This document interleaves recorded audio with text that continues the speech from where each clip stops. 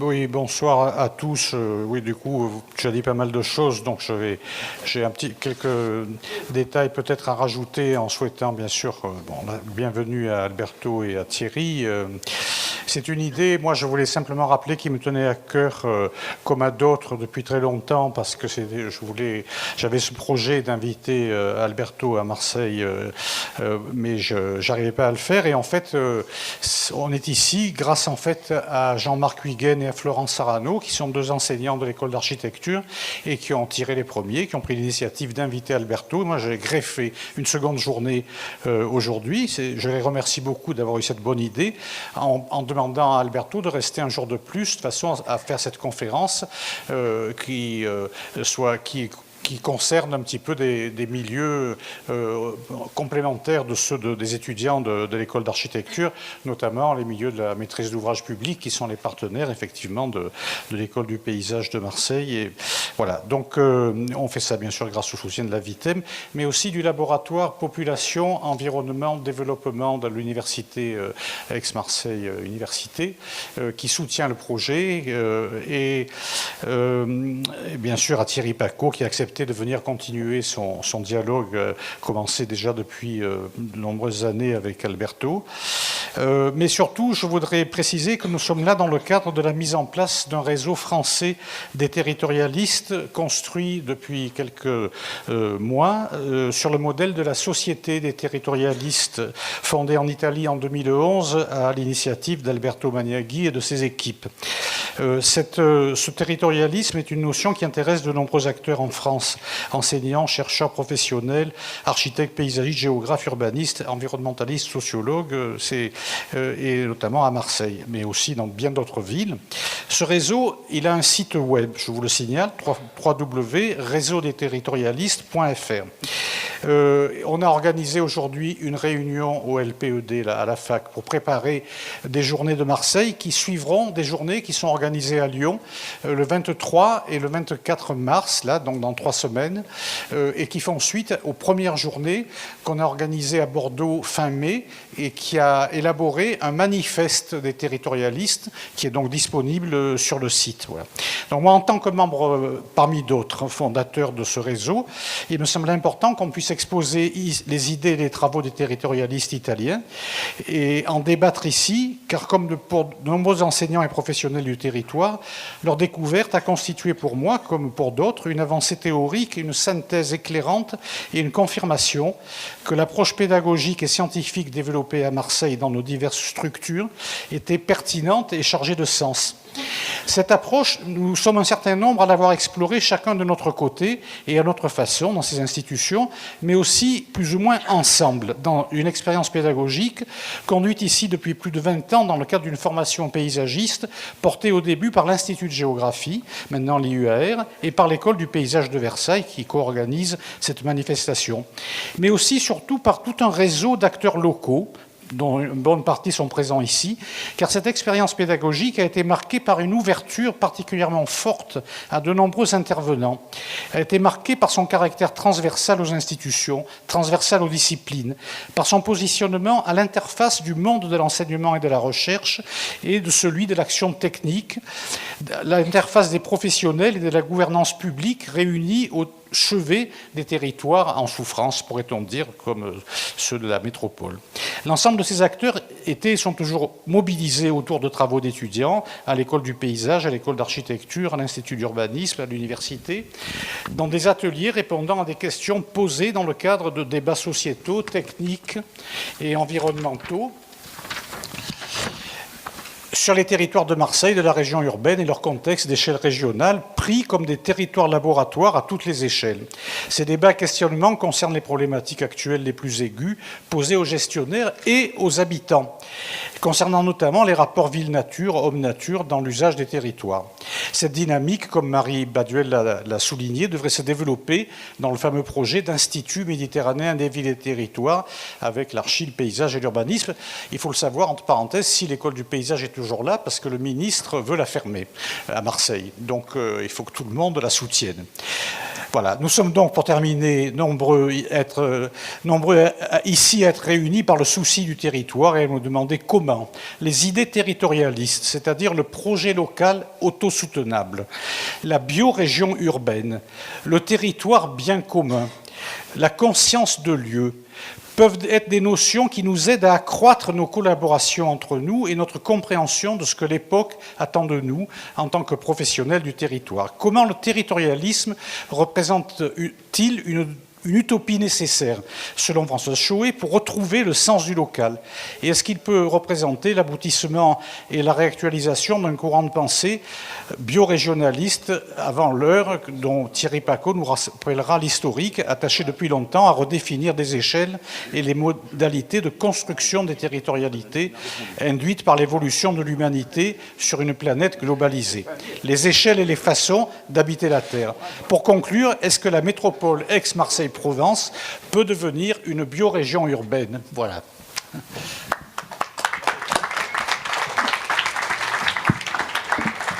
Merci Christian, merci à tous d'être là ce soir. Alors, on va faire non pas un duo, on n'a pas répété assez, et ce sera malheureusement pas un duo comique nécessairement, mais on va faire une conversation à tous les deux, et donc on s'est mis d'accord sur une trame générale. Je vais commencer. Si possible, en tenant à peu près 10 minutes. Ensuite, ce sera Alberto, pareil, 10 minutes. Enfin, en gros. Hein, bon, je dis en gros parce que je vais certainement dépasser 10 minutes, mais dans mon première intervention. Voilà. Et l'idée, c'est de commencer par une réflexion de géohistoire de la constitution de tout un vocabulaire.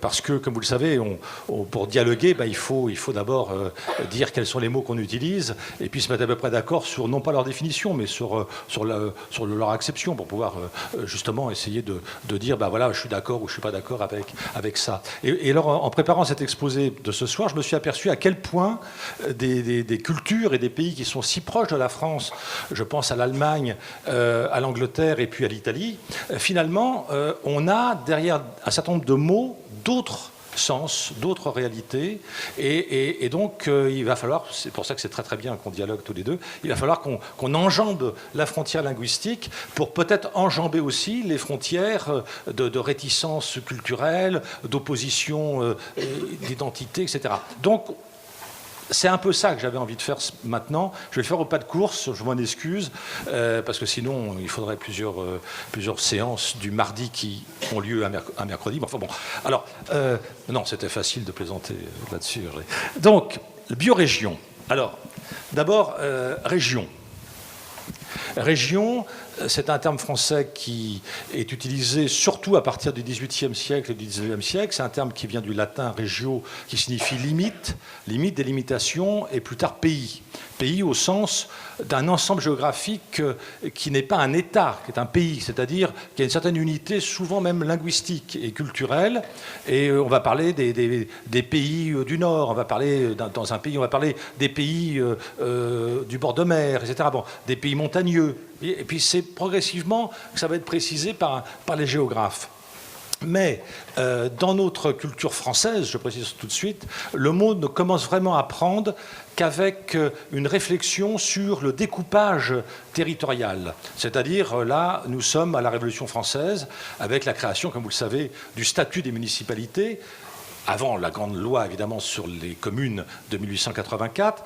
Et puis, c'est aussi le premier découpage en départements. Donc là, on a une espèce d'approche pour rompre avec les provinces ou les principautés qui étaient liées à l'aristocratie et à un découpage royal. On entre dans un autre type de découpage qu'on veut être républicain. D'où des tailles à peu près semblables des différents départements. Et depuis cette période-là jusqu'à aujourd'hui, régulièrement, de manière récurrente, il y a des réflexions sur, et si on redécoupait mieux, évidemment, notre territoire national. Donc vous voyez, c'est très étonnant, c'est que la notion de région, quand elle commence à prendre sens, elle est directement subordonnée à la notion de nation. Ce qui ne sera pas le cas dans d'autres histoires, d'autres pays du monde. Alors, par exemple aux États-Unis. Alors là, on a nation. Bon, je saute là quelques décennies et j'en arrive à un moment très important et très méconnu de notre histoire politique qui est lié au proudhonisme. Proudhon va être un des premiers à réfléchir à la notion de fédération. Attention, n'oublions pas qu'il y avait eu la fête de la Fédération pendant la Révolution française. Donc c'est une idée qui existait en France, mais qui était ensemeillée à cause du Premier Empire et puis de la Restauration, et qui renaît comme ça avec Proudhon, qui lui est un libertaire anti-étatiste. Donc vous voyez tout de suite le lien, c'est qu'il est pour une fédération de régions parce qu'il est contre un État fort, centralisé, national. Alors, je saute là des décennies, mais je vais revenir en arrière, rassurez-vous, et puis vous allez revenir avec moi en arrière et à nouveau en avant. Proudhon, ne l'oublions pas, va être redécouvert, parce que comme il n'est pas marxiste, évidemment, il va être mis de côté pendant 50 ans de débats politiques en France, avant la Seconde Guerre mondiale, et il va reprendre du poil de la bête avec le régime de Vichy. C'est-à-dire qu'on va redécouvrir un autre Proudhon, un Proudhon corporatiste, un Proudhon qui s'inscrit dans la valorisation de la localisation. Et donc là, du coup, on va remettre à l'ordre du jour Proudhon, on va le rééditer sous Vichy, et il va y avoir des thèses, il va y avoir des mémoires voilà, sur lui. Mais c'est un Proudhon qui n'est plus le Proudhon révolutionnaire, hein, qui annoncerait l'autogestion, par exemple. Hein, ce n'est pas ça du tout. Bon, alors je reviens en arrière maintenant. Il y a le mot régionalisme. Alors lui, il apparaît en 1875 en France. Et il apparaît avec tout un mouvement très très important qui a été remarquablement étudié par Anne-Marie Thiès. C'est le meilleur livre que je connais sur la question, qui s'appelle « Écrire la France ». Elle essaie de comprendre comment, à cette période de la Troisième République naissante, 1875-1900, il va y avoir une floraison de mouvements littéraires, poétiques et même picturales, des mouvements qui vont réclamer un ancrage régional. Le premier sera évidemment le mouvement Félibrige, autour de Frédéric Mistral, qui, ne l'oublions pas, obtiendra le prix Nobel de littérature. C'est quand même assez étonnant qu'un auteur qui écrit en provençal obtienne une telle distinction. C'est quelqu'un qui, du coup, est assez populaire, mais sa carrière est entachée par des amitiés que d'autres trouveront douteuses. Il a autour de lui, comme admirateur, Charles Maurras. Donc, un royaliste pur et dur, nationaliste très forcené. Alors, voilà, c'est pour vous dire que le début du régionalisme est déjà excessivement contradictoire. Il y a des régionalismes, je prends des catégories auxquelles je ne crois plus du tout, mais bon, c'est pour simplifier, des régionalismes de droite, des régionalismes de gauche, des régionalismes d'extrême gauche, des régionalismes d'extrême droite.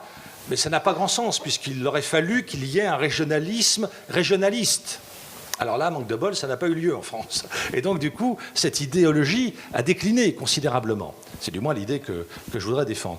Donc, je reviens en arrière, le mot régionalisme apparaît très timidement, et à ce moment-là, c'est ça qui est très intéressant, vous allez voir, c'est qu'il y a des écoles de pensée littéraires qui valorisent non pas le terroir, non pas le monde rural, mais une région marquée par une compréhension d'une langue et par un certain nombre de paysages. Et les gens qui vont défendre ces mouvements régionalistes en littérature seront aussi ceux qu'on va trouver à la fondation de la Société des protections des paysages de France. C'est aussi ceux qu'on va trouver dans la création de l'organisation nationale de la décentralisation, dès la fin du XIXe siècle, au début du XXe siècle.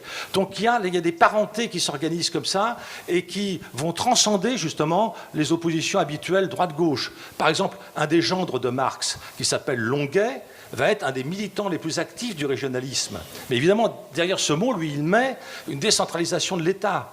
Il est aussi pour que l'État s'efface de plus en plus face aux responsabilités de gens locaux qui décident pour eux, localement, de ce qui va advenir. Et en même temps, il y aura par contre des militants régionalistes qui seront encore partisans, pour certains droits régaliens, d'une puissance étatique. Donc vous voyez, c'est pour vous montrer que le paysage est excessivement contrasté. Quand on dit « t'es régionaliste », ça ne suffit pas, il faut rentrer dans le détail. Qu'est-ce que tu mets derrière cette appellation-là? Et évidemment, on revient au découpage du territoire national. Alors, là, c'est intéressant parce que là, on a un monument, j'allais dire.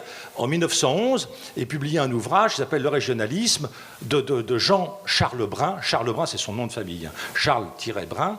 Et Jean-Charles Brun, qui est un agrégé normalien, qui est aussi un poète, va écrire ce livre qui s'appelle Le régionalisme, dans lequel il fait état d'une cinquantaine de propositions de découpage de la France du Second Empire à 1910. 1910, c'est le dernier découpage qu'il prend en considération. Il est dû à un géographe qui s'appelle Vidal de Lablache et qui propose un découpage de la France en 14 régions. Vous voyez, on en est à 13, nous, si j'ai bien compris aujourd'hui. Bon.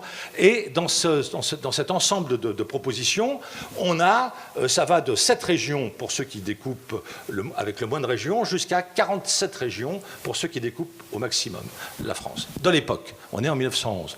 Et à chaque fois, il y a des débats. Y a-t-il une capitale régionale ? Certains disent oui, d'autres disent non. Y a-t-il encore les départements ? Certains disent oui, on les maintient, d'autres disent non, on les supprime. Vous voyez, donc tout ça est ouvert. Je n'ai pas le temps de rentrer dans le détail de toutes ces propositions-là, mais qui sont toutes évidemment intéressantes. Surgit la guerre de 14, qui évidemment casse le régionalisme au nom de la défense de la patrie, donc c'est l'État-nation qui reprend du poil de la bête cette fois-ci. N'oublions pas qu'il y a des régiments quand même de Bretons qui ne parlent pas français qui vont être fusillés parce qu'ils n'ont pas répondu aux ordres de leur hiérarchie puisqu'ils ne les avaient pas compris. Bon, on est dans cette situation-là qu'il ne faut pas non plus oublier, c'est des faits historiques. Et donc, au lendemain de la Première Guerre mondiale, à nouveau se pose la question comment on va reconstruire le pays et si on en profitait pour remodeler le pays autrement. Comme vous le savez, c'est à ce moment-là où il y a une loi pour imposer non, mais pour conseiller aux municipalités de plus de 10 000 habitants de se doter d'un plan d'urbanisme. Hein, et puis, ça ne va pas rentrer dans les faits, ça ne passera pas. Et puis, dans la même foulée, il y a un découpage de la France en 16 régions économiques. Le découpage a été proposé par un historien qui s'appelle Henri Hauser, je ne sais pas si ça vous dit quelque chose, qui est un historien spécialiste du XVIe siècle.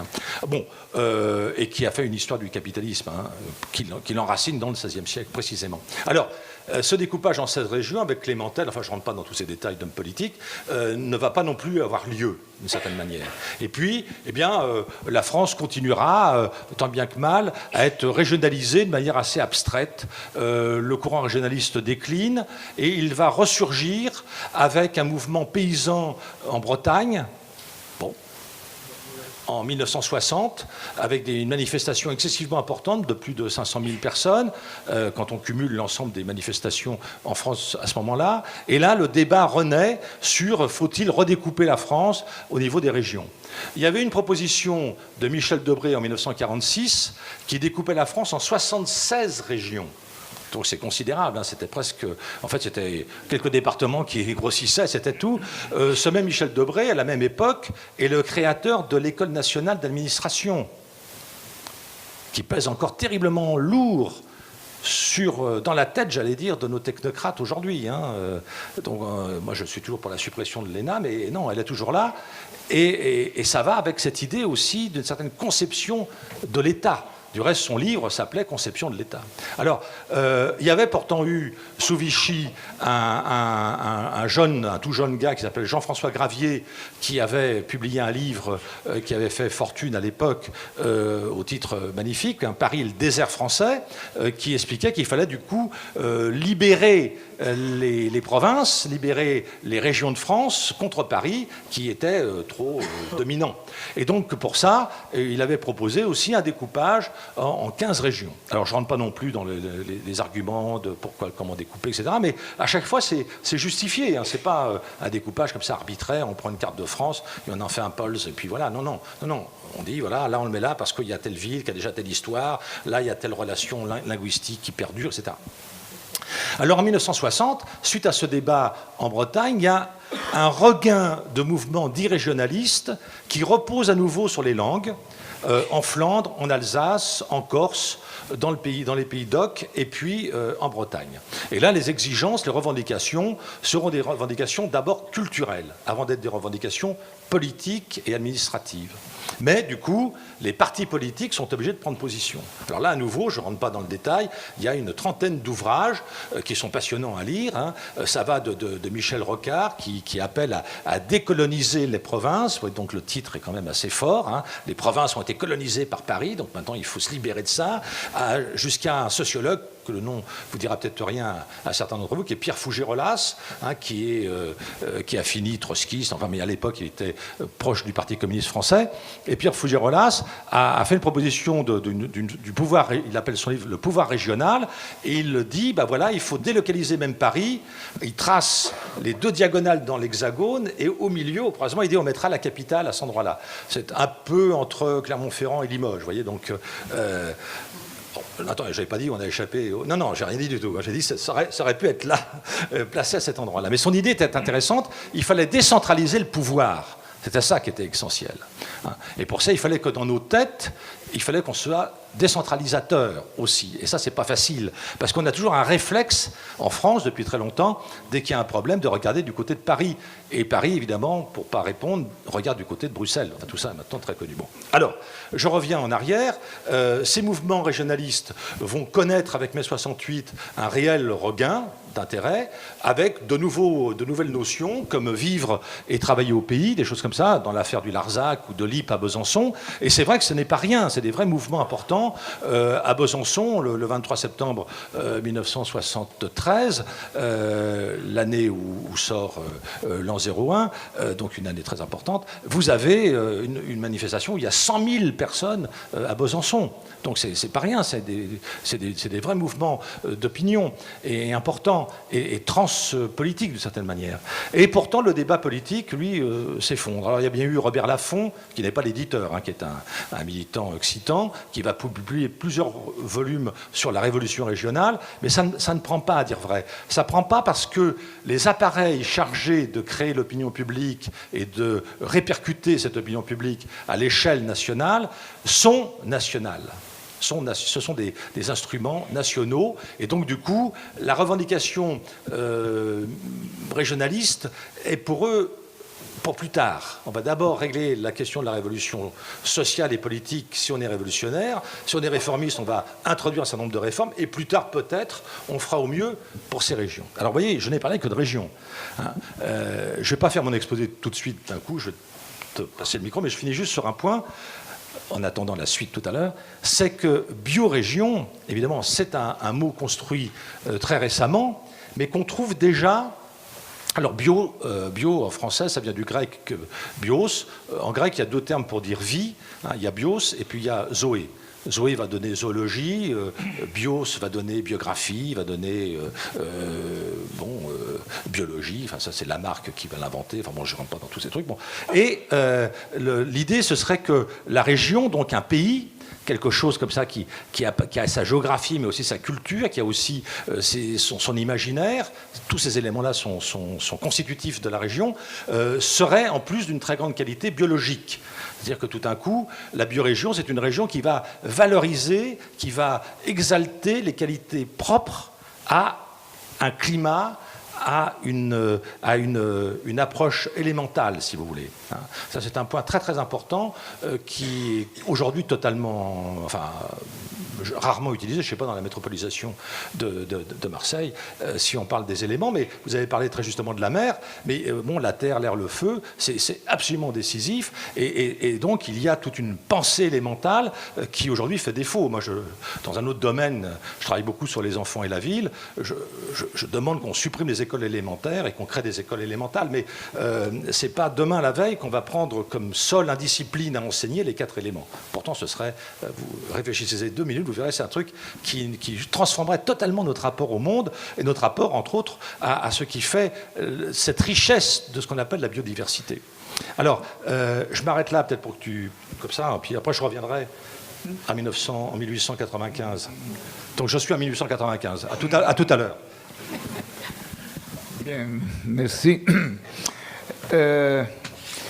Je pense que ce soit suffisant le fresque que Thierry a fait historique sur en particulier sur la région de France. Je ne ferai pas la même chose région Italie, sinon nous n'arrivons pas à notre thème. Mais je dois dire deux choses seulement.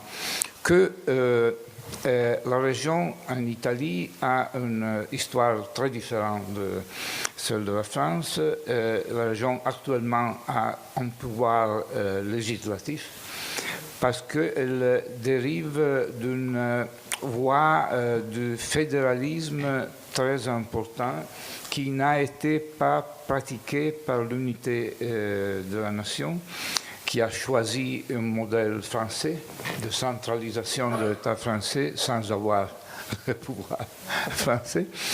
Et alors a nié une perspective qui alors beaucoup cherchait, Carlo Cattaneo, Mazzini, Ghisleri, il y avait un mouvement fédéraliste très fort qui a été nié par le choix d'un État central. Mais la région a continué à vivre dans les politiques, dans les différences régionales, linguistiques, de culture, de paysage, parce que l'histoire d'Italie est une histoire très complexe où les langues sont beaucoup, etc. Il y a eu dans l'après-guerre, dans la Seconde Guerre, une renaissance du mouvement fédéraliste en Italie, Emilio Sereni, Rossi Doria, surtout sur les problèmes du méridional, du sud d'Italie, qui avec l'unification avait une sensation d'être occupé de Piémontais. Et alors, il y a particulièrement dans la Sicile, dans le sud en général, il y a eu ce mouvement. Et donc, le problème du régionalisme et du fédéralisme a été toujours très présent dans la politique italienne. Et les régions ont ce pouvoir législatif pour ça. Donc, je viens alors à notre problème de préciser de la région vers la bio-région. Là, il y a une petite bibliographie d'histoire de la biorégion qui est née principalement avec le problème de rétablir une relation entre l'établissement humain et l'environnement, qui a été toujours moins avec l'industrialisation, avec la formation du Fordisme, toujours moins vive. Il y a eu un processus de déterritorialisation, c'est-à-dire d'abandon d'une relation coévolutive entre l'établissement humain et l'environnement comme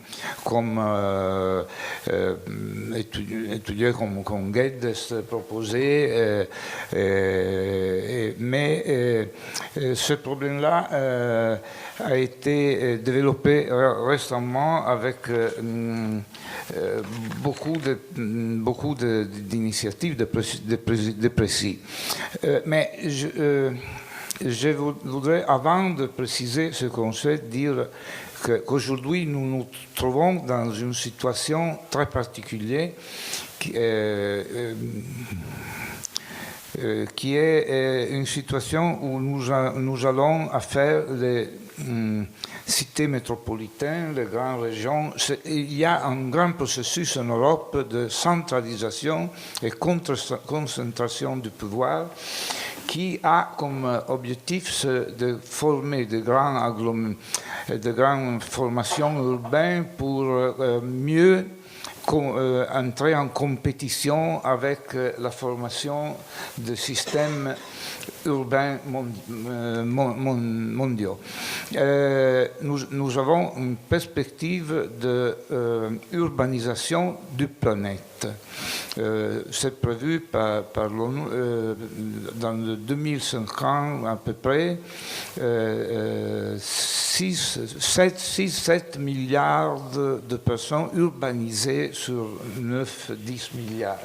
C'est-à-dire une globalisation, pas de la ville, parce qu'on parle pas plus de villes, on parle de méga-cities, de méga-corridors, méga-regions.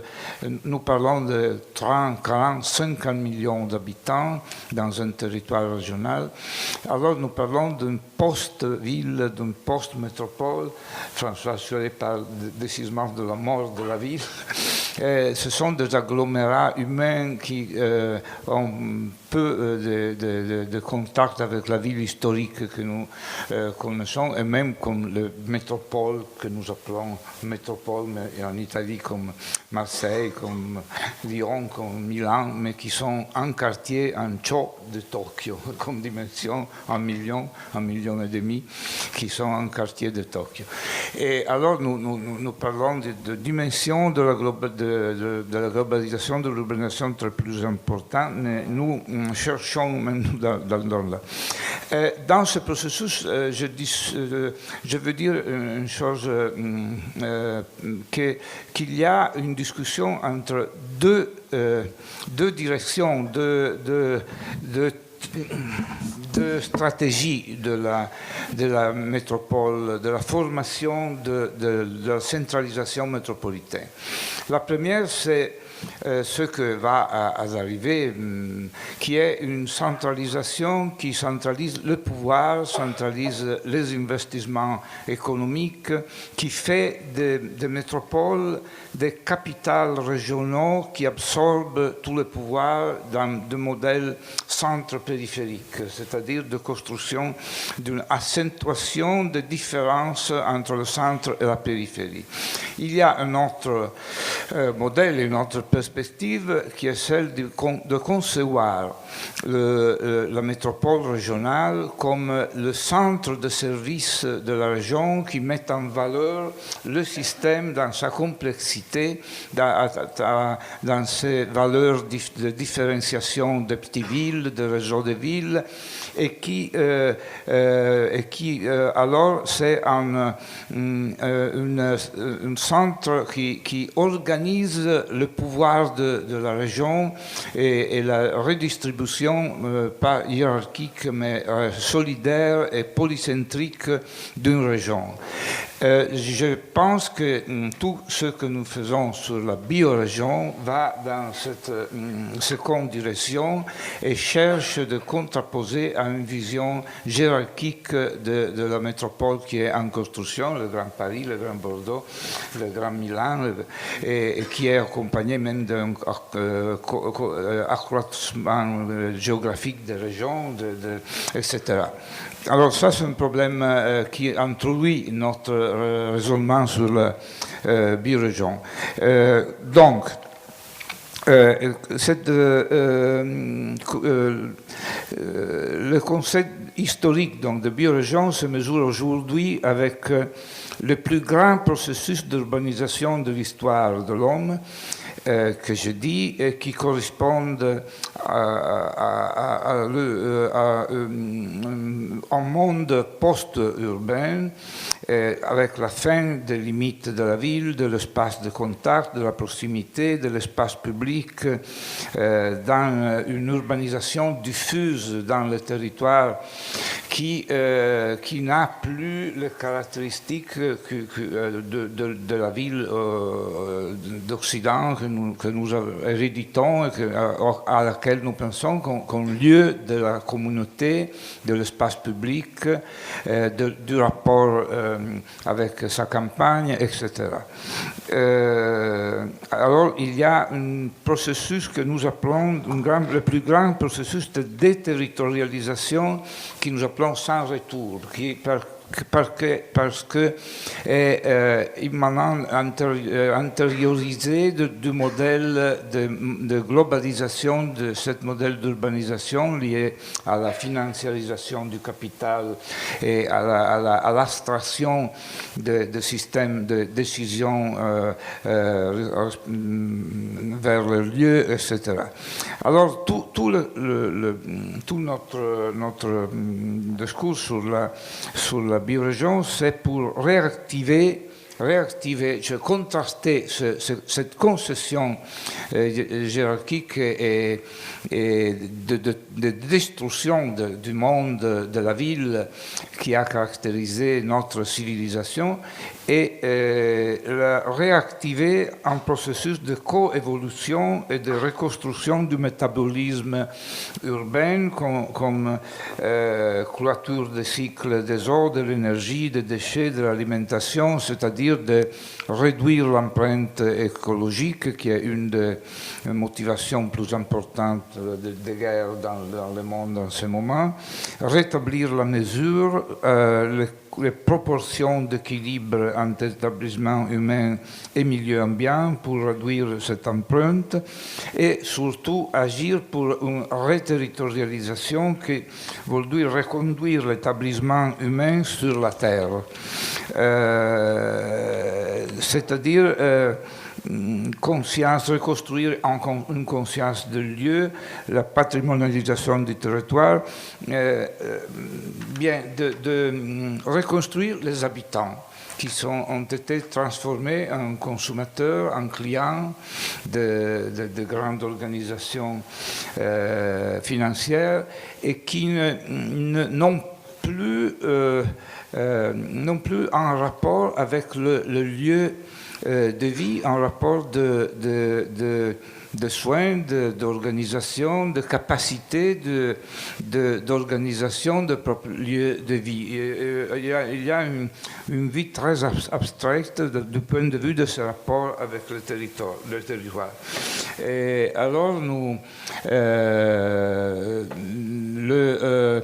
le retour à la terre, à la montagne, à l'urbanité, le droit à l'urbain, comme dit Paco, au système économique local, à la conscience de lieu pour l'autogouvernement local de la biorégion et des réseaux fédératifs de biorégions, comme dit Berck, recosmiser, reconcrétiser, etc. Et c'est-à-dire, ce retour au territoire nous pensons qu'il soit nécessaire parce que ce processus d'urbanisation globale de la planète a pour nous une perspective éco-catastrophique, socio-catastrophique. Vous pensez que ce processus de formation de mégacités, de mégarégions se fait à partir de l'expulsion de beaucoup de populations rurales de l'Afrique, de l'Asie, de l'Amérique latine, et qui produit maintenant nourriture et qui sont transférés dans ces immenses périphéries globales et qui ne produisent plus rien. Alors, d'une partie, il y a l'abandon de cette terre et de l'autre, il faut maintenir et nourrir ces millions de personnes. Et alors, c'est une perspective, selon nous, celle de l'urbanisation globale, pas soutenable, pas possible à gérer. Alors, qui créera de guerres, qui augmentera le changement climatique, parce que ces métropoles sont une des responsables du changement du climat, etc. Alors, il y aura une migration bien plus grande auquel nous sommes habitués de peu millions de personnes maintenant. Et alors, nous cherchons à travers nos propositions de penser à une alternative globale à travers des propositions locales à cette urbanisation du planète. Et ici, je fais quelques définitions de biorégion urbain qui n'est pas considérée dans notre étude une région administrative avec des limites administratives, mais cependant elle a une dimension suffisante à pouvoir mettre ensemble plus villes, chaque ville avec son territoire agricole, reconstituer le problème de la nourriture, de l'énergie, du paysage, de l'eau, etc. C'est-à-dire considérer la ville avec son métabolisme, pas plus par fonction seulement, et penser, projeter ce métabolisme comme reconstruction du processus de coévolution. Alors nous pensons à un système régional fait, organisé par biorégions, chacun qui a un système de réseau de villes qui se rapportent de façon complémentaire, chacun qui met en relation le système environnemental avec la ville, reconstitue les rapports avec sa agriculture, etc. La biorégion urbaine, nous pensons que doit reconstruire un processus de patrimonialisation du territoire, c'est-à-dire récupérer tous ces patrimoines locaux que l'histoire nous a consignés, qui sont patrimoine environnemental, patrimoine de petites villes, de réseaux de villes, patrimoine de savoir, des arts, de cultures locaux, etc. L'objectif principal, je le dis, c'est réduire l'empreinte écologique à travers une autonomisation de la région, la capacité d'autogouvernement et d'autonomisation énergétique et du point de vue de l'alimentation, etc. C'est-à-dire reconstruire un métabolisme de survivance de la région comme organisme vivante. Actuellement, n'est pas plus la région est morte, la nourriture arrive de tout le monde, l'énergie arrive de tout le monde, de la cause principale, la motivation principale de guerre, comme vous savez. Alors nous pensons qu'un monde de biorégions qui sont en degré de se reproduire du point de vue de la reproduction de la vie matérielle, même de la vie culturelle, etc., est un monde tendanciellement pacifique qui va à démotiver les raisons de guerre. Et alors, ça, c'est l'horizon stratégique d'un projet que nous pratiquons localement. Nous ne sommes pas des stratèges mondiaux. Nous ne pensons pas maintenant à un gouvernement mondial de biorégions. Nous nous contentons de faire le réseau français de biorégions et le réseau italien et le réseau européen. Ensuite, nous verrons. Je termine. Je parlais, je peut-être je termine ça. Alors, non, pour expliquer que construire ou organiser une biorégion urbaine, c'est un problème complexe. Nous avons des équipes multidisciplinaires parce que n'est pas un problème d'urbanisme, d'architecture seulement, c'est un problème qui comporte tous ces problèmes-là. Là, les outils qui sont les éléments constructifs, comme une maison, une région a des éléments constructifs comme une maison, comme une ville, sont les cultures et les savoirs du territoire, donc une profonde étude de l'histoire du territoire dans les civilisations successives, donc l'histoire du territoire qui nous permet de découvrir les règles à travers lesquels l'établissement humain est réussi à construire un équilibre entre l'établissement et l'environnement et avoir un rapport de coévolution. La structure environnementale, c'est-à-dire les questions hydrogéologiques, les réseaux écologiques, qui sont la fondation matérielle des établissements. Actuellement, nous faisons un drôle projet. Nous construisons avant le toit puis les murs et enfin les fondations dans le territoire. Les maisons, non. Mais le territoire, nous avons cette drôle mode de projection. Et puis, nous voyons qu'elle arrive à travers cette forme. Les centralités urbaines et leur système d'établissement polycentrique, le système productif locaux qui mettent en valeur le patrimoine de la région, les ressources énergétiques locales, nous sommes habitués à oublier que le territoire est un grand producteur d'énergie, mais nous avons l'énergie qui arrive de loin. Mais ça, c'est un des problèmes très, très importants pour l'autoreproduction de la biorégion. Les structures agroforestières, nous avons beaucoup d'expériences en cours de formation de parcs agricoles périurbains, urbains, un grand mouvement de reconstruction de relations entre la campagne et la nourriture de sa ville, la qualité de cette nourriture, mais même une multifonctionnalité sur ce problème. Enfin, les structures de l'autogouvernement qui sont nécessaires à une production sociale du territoire pour le discours que j'ai fait avant sur le fédéralisme participatif. Bien. Non, mais c'est pour que je réagisse aussi, et surtout pour ce que tu viens d'expliquer, je vais le redire un peu autrement, en effectuant à nouveau ce que je voulais faire, c'est-à-dire un mouvement rétro-prospectif. C'est-à-dire que ce qui m'intéresse toujours dans le mouvement des idées, c'est de voir où est-ce qu'elles naissent, comment elles circulent, comment elles se diffusent, comment elles sont reçues, si elles sont reçues, comment elles sont interprétées, etc.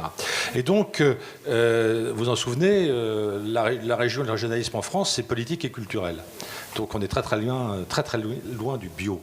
Et pour ça, il faut quelqu'un qui fasse la synthèse entre la botanique, la biologie, la zoologie, et puis la ville et le territoire. Et ce quelqu'un, c'est Patrick Guédès. Il apparaissait dans le premier document. Patrick Guédès, c'est un personnage excessivement intéressant qui naît en 1854, la même année qu'Arthur Rimbaud, 2 ans avant Philippe Pétain. Enfin, je donne ça pour qu'on ait des ordres de grandeur.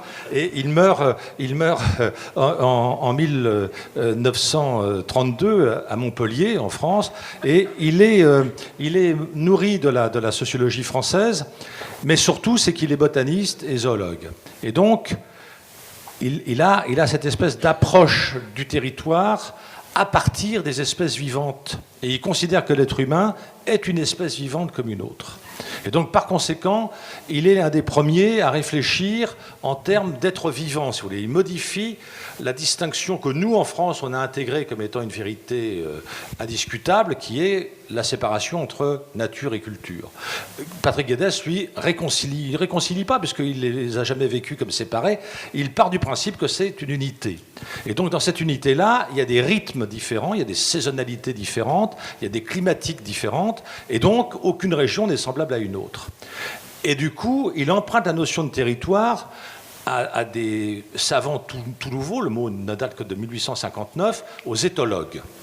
Au même moment que Patrick Guédès, à la fin des années 1885-1890, invente ça, il y a un géographe russe, libertaire, qui est contraint à l'exil, et il arrive à Londres, qui s'appelle Piotr Kropotkin, et qui va publier en 1898 un ouvrage excessivement important qui s'appelle « Champs, usines, ateliers », qui sera complété en 1902 par un autre ouvrage essentiel qui s'appelle « L'entraide ».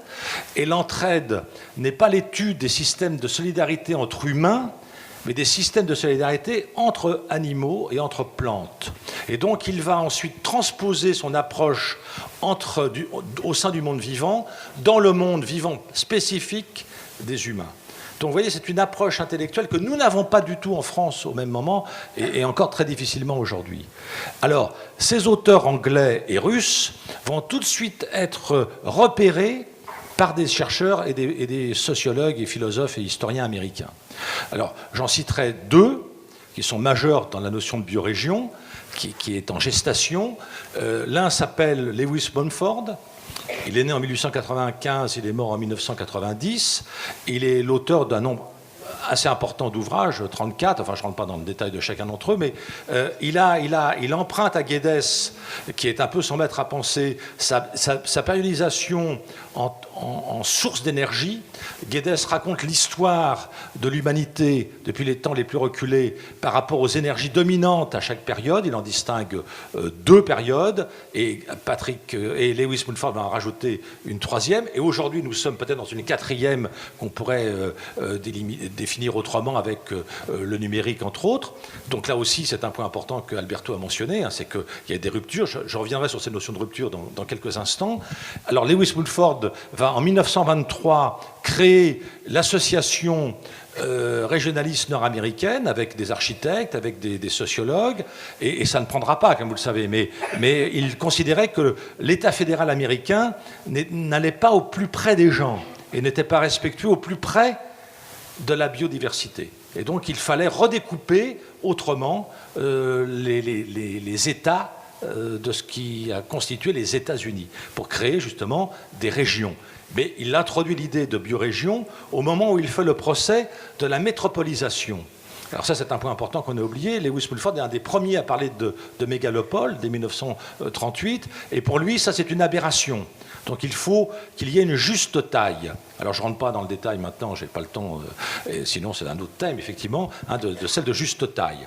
Et donc, par conséquent, il va participer à ce groupe d'idées qui est secondé par un auteur excessivement important, qui s'appelle Benton McKay, M-A-C-K-A-Y-E, qui écrit en 1928 une philosophie du territoire. Et ce Benton McKay est un ami très proche de Aldo Leopold. Donc, vous voyez, je ne sais pas si vous voyez les connexions. Hein. Donc là, Aldo Leopold, c'est un des grands théoriciens de l'écologie nord-américaine. C'est un forestier qui a écrit plusieurs ouvrages absolument extraordinaires. Je vous conseille celui qui a été édité récemment chez José Corti, hein, qui s'appelle « La santé de la Terre ». Hein, vous allez voir, c'est absolument splendide et d'une intelligence extraordinaire. Et donc, ce Aldo Leopold essaie de faire comprendre que les plantes, les fleurs, les animaux constituent non seulement des écosystèmes, le mot date de 1935 seulement, mais surtout des chaînes alimentaires, et qu'il y a là des espèces d'interrelations qu'il faut établir entre les vivants et les humains. Et non pas les distinguer, les deux, ils vont ensemble, et on ne peut pas penser la Terre et son destin sans penser les humains et leur destin. Et là, il renoue avec un auteur que Lewis Mumford va faire connaître aux États-Unis, qui est un Américain, George Perkins Marsh, qui est un personnage assez étonnant. Je serais très content de vous raconter sa vie, mais enfin bon, je sais pas. Non, parce que c'est un personnage absolument incroyable. Il publie en 1864, alors je le donne en français, « Homme et nature ». Ça, c'est le titre. Mais le sous-titre est plus important, ou « Comment les humains ont participé à la désorganisation de la nature ». Donc il réfléchit à la géographie nord-américaine à partir des activités humaines, à partir de la présence des humains qui, volontairement ou non, transforment, de par leur propre présence, vous voyez, là on trouve déjà un écho avec la deep écologie, transforment, malgré leur intention, transforment la nature. Donc il y a toujours processus. Voilà une donnée excessivement importante. La vision française à l'époque est une conception par État. La société est comme ça, elle va devenir comme ça. Dans la pensée processuelle des écologistes nord-américains, on a toujours de l'interrelationnalité et on a toujours de la transversalité. On est botaniste, on est jardinier, on est paysagiste, on est économiste, on est éleveur, etc. Ça, c'est des données qu'on n'a pas chez nous. On ne pense pas de cette manière-là. Hein. On n'est pas... Toi, tu parles de de transdisciplinarité, mais comme je l'avais dit la dernière fois que je suis venu ici, moi, la transdisciplinarité, je l'écris toujours avec un E. Transdisciplinarité. Hein. C'est-à-dire qu'on doit rentrer en trans. C'est-à-dire qu'on doit se déposséder de sa propre discipline pour être possédé par une autre discipline, puis revenir à sa discipline. Et là, les Américains ont des pionniers dans ces idées, des gens extraordinaires. Je vous donnerai 3 noms. John Muir, qui est à l'origine des parcs nationaux américains, qui est un Anglais, mais enfin peu importe, ensuite il vit aux États-Unis. Je reviens chronologiquement dans l'autre sens. Henry David Thoreau, et puis Ralph Waldo Emerson. Et donc aujourd'hui, on les découvre seulement en France, on commence à les traduire. Ils sont à lire, ils sont extraordinaires, parce que c'est eux qui ont comme ça, de manière imperceptible, cette idée qu'il y a une espèce de coprésence entre l'humain et le vivant, et que chacun d'entre nous, animal ou humain, nécessairement est localisé, c'est-à-dire qu'il est situé. Et donc cette localisation, c'est ce qui va faire son lieu. Mais il peut déménager, c'est ça qui va être important et qui va changer. Alors, l'appellation biorégionalisme, et j'en arrêterai là-dessus pour ce premier point, l'appellation de biorégionalisme date aussi des années 1973 aux États-Unis.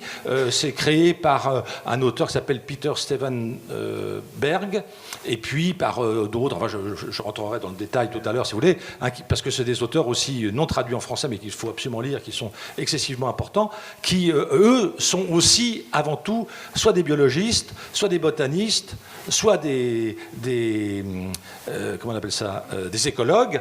Donc ils viennent du domaine de la science, comme on dit, et ils se préoccupent du domaine de la société, et c'est parce qu'ils vont dans ce sens-là qu'ils ont compris ces interférences. Le seul Français qui va comprendre ça dans les années 70, parce qu'il est aux États-Unis, c'est Edgar Morin. Vous voyez, donc il faut bien comprendre qu'il faut faire une géohistoire, il faut toujours circuler, comprendre qui sont les passeurs qui font qu'une idée arrive et pourquoi l'idée va prendre ou ne pas prendre. Alors, j'en arrive maintenant à ce qui est l'essentiel de ce que tu as dit, et que je partage totalement comme découpage, c'est que nous sommes passés d'un capitalisme que j'appelle à la suite de Zygmunt Bauman le capitalisme solide, un capitalisme de territorialisation, à un capitalisme liquide où le territoire comme l'emploi sont devenus précaires. Le territoire aujourd'hui est précarisé. En d'autres termes, les firmes multinationales ne s'en préoccupent pas. Pour eux, le territoire, ils en sont indifférents. Ce sont des plateaux techniques sur lesquels ils viennent brancher un TGV, brancher un aéroport, brancher des docks, enfin bon, brancher tout ce que vous voulez. Et puis ça ne marche plus, ils débranchent et ils vont ailleurs. Donc, ce qu'ils rêvent, c'est que, de la même manière qu'ils militent ce capitalisme mondialisé liquide, de la même manière qu'ils militent pour la suppression du salariat, eh bien, ils militent pour la suppression de la référence territoriale. Alors là, on touche évidemment un domaine qui, moi, m'intéresse plus peut-être qu'Alberto, parce qu'on n'a pas les mêmes histoires personnelles et de préoccupations théoriques. Là, on touche immédiatement à la question existentielle. C'est-à-dire que, pour moi, je pense que tout être humain, comme tout être vivant, est largement tributaire du lieu dans lequel il réside. Et si chacun d'entre vous, en rentrant ce soir, rédige son autobiographie environnementale, vous verrez à quel point les lieux ont compté pour faire de vous ce que vous êtes devenu. C'est considérable. Et c'est pareil, évidemment, pour des poissons, pour des oiseaux. Mais la territorialisation des poissons, des oiseaux, est quelque chose qui est dynamique, qui est mouvant. Le banc de poissons bouge tout le temps. Donc c'est un territoire qui n'est pas fixé, qui n'est pas là définitivement. Et donc, ce que Alberto a inventé dans son premier livre, Le projet local, et qui est excessivement important comme idée, vous allez voir, mais qui n'est pas encore assez vulgarisé, c'est la suivante, c'est que dorénavant, le local et le global d'aujourd'hui ne sont plus le local et le global d'il y a 50 ans. Et donc, il nous faut comprendre qu'aujourd'hui, quelqu'un qui vient de la non-campagne dans la non-ville n'effectue pas le même cheminement que celui qui migrait de la campagne pour aller en ville. Tout ça en un siècle. Et donc, c'est un changement radical. Il nous faut donc, derrière les mêmes mots, c'est ça la difficulté, les mêmes mots local et global, y mettre tout à fait autre chose que ce qu'on mettait auparavant. Le local d'aujourd'hui, la défense du local d'aujourd'hui n'est pas une défense nostalgique d'un passé ancestral idyllique, c'est simplement un ancrage territorial particulier qui lui-même est appelé à être modifié. Et ça, c'est excessivement important. C'est-à-dire que nous vivons une période aujourd'hui marquée par au moins 3 éléments majeurs qui ont été identifiés, entre autres par Saskia Sassen dans son livre remarquable « Globalisation, une sociologie », paru chez, enfin bon, je ne vais pas rentrer dans le détail, mais chez Gallimard, enfin, bref, moi je suis un peu bibliomaniaque. Bon. Donc, Saskia Sassen explique qu'il y a le numérique. Le numérique, c'est une transformation des temporalités par rapport aux géographies. Donc c'est quelque chose qui est excessivement important, que personne n'avait imaginé il y a encore 50 ans. C'est l'instantanéité, c'est les simultanéités, c'est l'ubiquité. Et puis d'autre part, elle explique très très bien qu'il y a une dénationalisation des villes. Expression très compliquée pour un Français, parce que pour nous, une dénationalisation, c'est une firme publique qui devient privée. Non, la dénationalisation, c'est quand une ville ou une région n'est plus du tout solidaire avec son État national. Les villes globales, puisqu'elle est la théoricienne des villes globales, les villes globales sont des villes dénationalisées. C'est-à-dire que New York vit pour New York. Et le capitalisme globalisé mondial, elle ne vit pas, cette ville de New York, comme ville globale, pour les États-Unis. Elle n'est pas au service des États-Unis. C'est ça qui est excessivement intéressant, y compris dans les limites de politique et économique des dirigeants. C'est qu'effectivement, un président des États-Unis ne contrôle plus les villes globales qu'il a sur son propre territoire. Ça lui échappe. Donc il ne peut pas faire grand-chose. On le voit bien dans notre malheureux pays. Enfin bon. Alors, on ne va pas être triste tout de suite, donc je reviendrai sur tout ce qui va mal chez nous dans quelques instants. Mais pour l'instant, il faut identifier les choses. Donc nous avons... J'essaie de comprendre ce que veut dire local, et j'ai en tête une très belle phrase de ce très grand romancier portugais qui s'appelle Miguel Torja. Est-ce que vous connaissez ce romancier? Il était médecin à Coimbra, il a écrit un très beau livre qui s'appelle La naissance du monde, enfin bon, peu importe. Et il est invité à une série de conférences au Brésil pour remonter le moral des étudiants portugais qui commencent à déprimer, alors qu'ils sont dans un pays où ils parlent pratiquement la même langue. Et il leur dit, voilà, il faut que vous soyez, vous les étudiants, vous êtes au Brésil, vous êtes des Portugais, vous êtes ouverts au monde, il faut que vous soyez maintenant dans une démarche universelle. Et il précise, l'universel, c'est le local moins les murs. Et ça, c'est une définition excessivement importante, parce que je pense qu'aujourd'hui, notre local à nous, c'est un local ouvert, et non pas un local fermé, protégé, de protectionnisme, qui voudrait se replier sur lui-même pour dire non, nous, on a assez d'éléments résilients dans notre petite région, parce qu'on a du bol, on a un bon climat, un bon sol, on a des bons fleuves, etc. Et donc, on va rester comme ça sur notre coin. Pas du tout.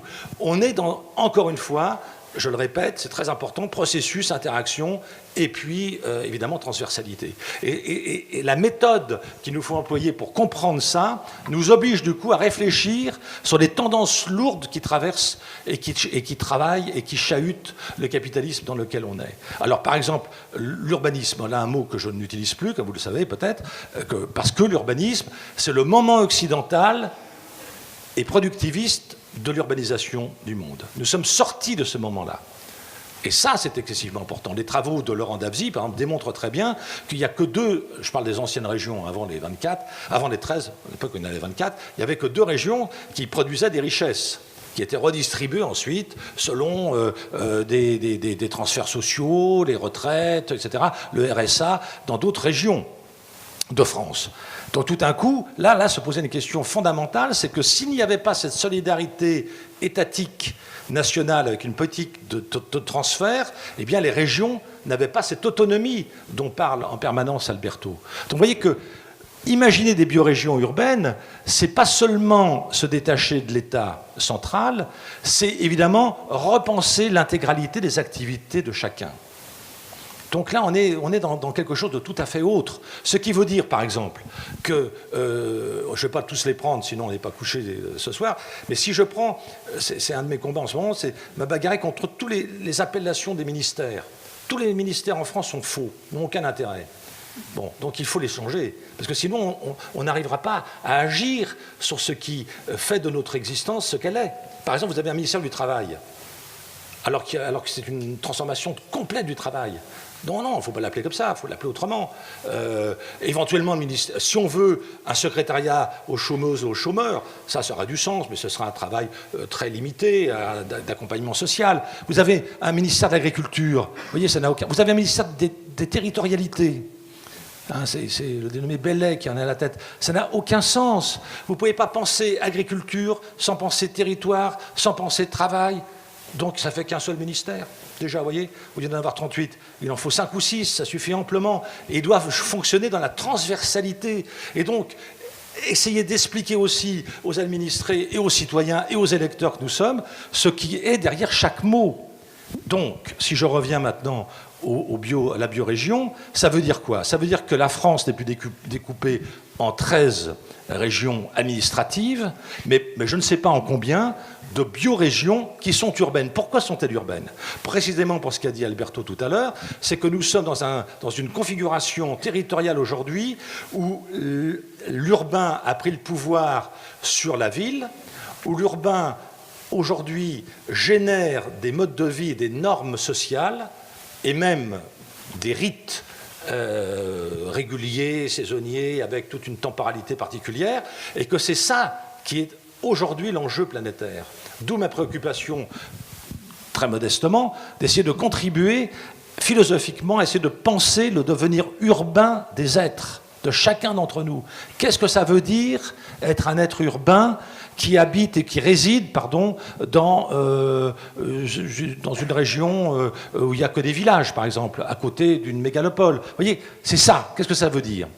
Et donc là, évidemment, on pose la question fondamentale, bien sûr, de qu'est-ce que c'est qu'être au monde, qu'est-ce que c'est qu'habiter la Terre, qu'est-ce que c'est... Alors, habiter, c'est un mot magnifique, mais très compliqué. Très très compliqué. On n'habite pas, comme je l'ai lu chez des géographes, le RER, le tourisme ou la montagne. Non. On habite fondamentalement sa langue. C'est-à-dire qu'on habite un mode de pensée qui nous permet d'expliquer et de rendre intelligible l'univers dans lequel on est. Et donc cette intelligibilité-là, elle passe par la langue. Et la langue, elle est l'habitat de l'être. Je m'arrête pour ce moment-là. Donc j'étais en 1895. Maintenant la langue, Alberto. Je ne sais pas plus que dire. Si, non, mais tu as dit tout. Tu dois parler de... Tu es une bibliographie vivante. Non, du bien commun. Qu'est-ce que je dois faire? Commun.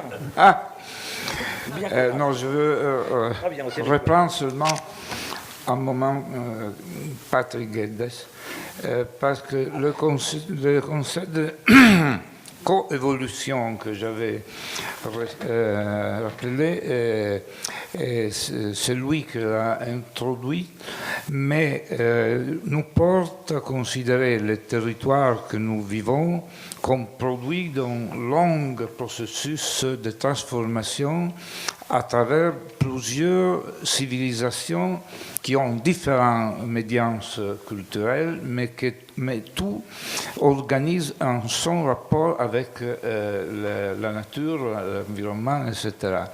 Alors le territoire que nous vivons aujourd'hui, c'est le produit de cette stratification de destruction et permanence et persistance. Les persistances nous enseignent les règles de la reproduction de ces rapports avec la nature. Alors ça, l'importance de l'étude de l'histoire du territoire, et le lieu sont ça. Le lieu ont dedans le concept du temps long. Il n'existe pas un lieu, c'est l'espace géographique qui est instantané, mais le lieu a un temps long. Et alors l'étude des lieux, c'est l'étude de ce rapport profond avec l'histoire. Mais nous disons urbain, je l'ai déjà dit Thierry, parce que biologiens urbains, parce que nous traitons un monde urbanisé. Alors nous ne pouvons pas penser à retourner à la nature, à wildness, au village originaire, etc. Mais nous devons traiter la métropole, traiter cette désertification de montagnes, de campagnes, etc. et reconstruire ces rapports dans la métropolisation, parce que nous n'avons pas un autre territoire à disposition. La région ne se large pas, c'est toujours la même. Mais alors, du moment qu'il a dit tout, presque tout, je vais montrer un petit exemple de travail que nous faisons. Expérimentation italienne, une image sur la biorégion de Milan et sur la vallée de l'Arno de Florence. Voilà.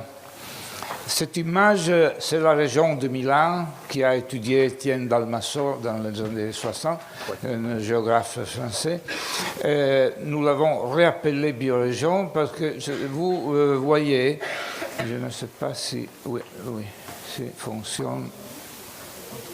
La haute, bon, la haute, oui, mais ici non. Aïe, bah, je viens. Je ne vois pas si. Vers là, par ici. Ah, non. Par ici, regardez. Ah, par ici. Non. Fonction sur. Là, mais là, non. Mais ce n'est pas important. Fonction dans le toit. C'est l'ordinateur, il est là. Ah. Non. Non, Il voulait la lumière rouge. Le point rouge, il cherche le rouge, mais ne fonctionne pas le rouge. Après, on voit plus sur la télévision. Je devrais mettre l'image sur le toit. Non, mais on ne peut pas voir sur l'écran. Bien, alors, je continue. Alors, pour reconstruire cette relation, ça c'est la région de Milan où il y a eu un grand processus de pollution. On l'a déclaré il y a 20 ans comme aire en crise de l'environnement, de tous les indicateurs pour l'industrialisation, etc. Nous avons solidement la représentation d'une région est faite à travers l'espace construit. Toutes les représentations classiques que vous voyez de Milan, c'est ce que nous avons mis comme gris, un fond de la carte à gauche. Parce que nous avons bouleversé le principe ordinateur. Nous avons remis en évidence l'espace vide, dit vide, l'espace fonctionnellement dit vide, mais qui est pour nous l'espace ordinateur, c'est-à-dire l'espace ouvert, qui est la campagne du sud de Milan, qui est très productive, avec vous voyez encore la centurisation romaine, et tous les fleuves, les bois, les petites questions. Mais nous avons les petits résidus de la nature dans cette région. Alors l'image que vient est une image bouleversée, comme image ordinatrice du futur de la région qui doit reconstruire les limites de l'urbanisation, reconstruire l'importance des préconditions de l'établissement, c'est-à-dire les fleuves, les bassins fluviaux, l'agriculture qui alimente la ville, le paysage, c'est-à-dire tous ces problèmes qui ont été oubliés dans la rupture de cette relation en faisant une continue d'urbanisation. Bon, un sociologue italien l'a défini, la ville infinie. C'est gris que vous voyez qui va de Milan à Como, Varese, toute la plaine du nord de Milan, qui est un processus d'urbanisation continue. Ce dessin vous montre un manifeste culturel et politique, parce que n'est pas ainsi. On a extrapolé les résidus d'espace ouvert et on les a fait devenir importants dans le dessin. Et alors on a exaspéré cette image qui n'est pas vraie, à travers laquelle, mais il est un manifeste à travers lequel nous avons opéré plusieurs projets dans le temps, dans 20 ans de contrats de rivière, de parcs publics, d'expérimentations sur le parc agricole, sur le parc urbain, sur la réorganisation du polycentrisme, comme vous voyez à droite, des centres de la périphérie, etc. Alors, ça, est une image qui montre une méthode de travail qui organise un concept de biorégion. Ici, nous sommes dans la plaine. À droite, il y a Florence, à gauche, Lucca, Pisa, Livorno. Cet objet ne fonctionne pas et je ne peux pas le montrer. Mais c'est une grande ellipse le long de la vallée de l'Arno que vous voyez en bas. Et c'est la dimension du lieu de la biorégion historique qui... regardez, c'est important ce qu'on sait, qui du période romaine au 1900-1920 a peu changé. Peut changer quoi? Pas les villes sont changées, les cultures, les civilisations, mais les rapports dimensionnels entre la ville, les collines, les montagnes, les relations entre ville et montagne, la dimension du réseau des villes s'est changé de peu. De peu. Mais si vous voyez ce qui est arrivé dans les derniers 100 ans, ça vous montre le rapport de coévolution entre ville et territoire, Florence et sa plaine agricole, dans une image de Zocchi du XVIIIe siècle. Et ça, c'est la conurbation contemporaine. Vous voyez qu'elle n'est pas... n'a plus aucune relation, elle a éliminé cette complexité du rapport entre le système de ville, son territoire et le réseau de villes de cette plaine, à une conurbation continue qui est dans les prévisions de l'Union européenne, un modèle MOSUS que nous avons utilisé, de prévision à 2050.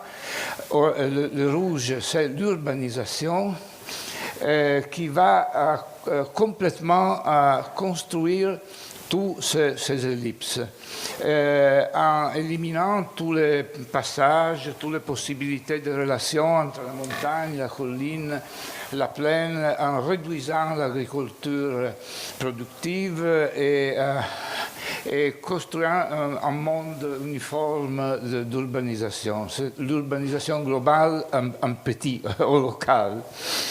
Dans le plan paysagère de la région toscane que nous avons terminé, vous voyez en bas les effets de cette transformation de morphotype de l'établissement, là, des réseaux très complexes entre villes, eaux, collines, montagnes, et en bas, vous voyez le rouge qui est l'urbanisation globale de la plaine, de la côte, la Versilia, ici sont les plans de Florence, de Lucca, etc.